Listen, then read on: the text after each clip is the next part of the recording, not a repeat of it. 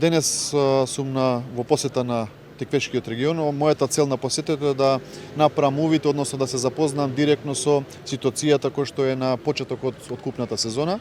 Како што кажавте и самите, посетив еден откупен пункт каде што се откупува моментално трпезно грозје и имав средба со земјоделците, лозарите од овој регион на кој што исто така поразговаравме за сите актуелни теми. Она што сакам да го потенцираме дека ситуацијата не е сјајна, односно дека во моментов онаа трпезно грозје кое што се откупува, цената е далеку од рентабилна и дека земјоделците не можат да ги покријат своите производни трошоци, а не зборуваме за екстра профит, односно за задоволување на семејните буџетски потреби. И ова ситуација е повеќе од алармантна, затоа што едноставно сметам дека Министерството, владата требаше многу порано да преземе одредени мерки кои што ќе значат стабилизација на цената.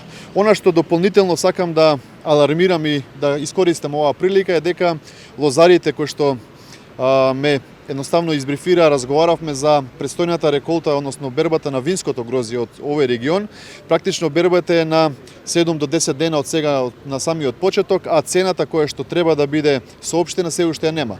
Ова е загрижувачки за лозарите затоа што едноставно не знаат со каква цена или со каков приход можат да располагаат наредниот период. Десетина дена до почеток на бербата, цената е незамисливо да биде несоопштена.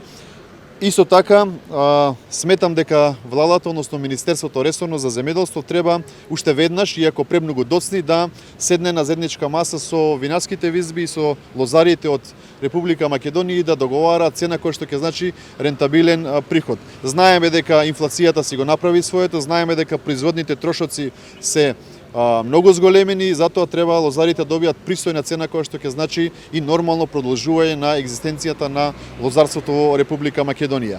Исто така ме потсетија дека имаат неподмирени обврски од претходни години кои што ресорното министерство има обврска да ги исплати, како што се минатогодишните штети кои што настана во овој регион се уште не се исплатени.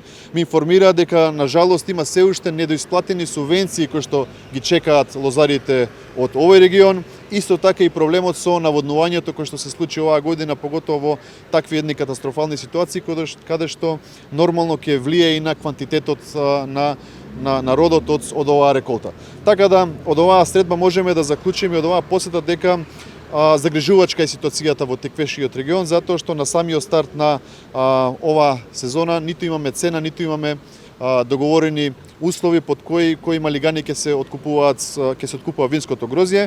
Уште еднашка сакам да упатам сериозен апел до владата и до ресорното министерство да си ги прекинат своите летни одмори, да се појават овде во Теквешијата и заедно со винарските визби да најдат прифатливи цени и за лозарите и за винарските визби.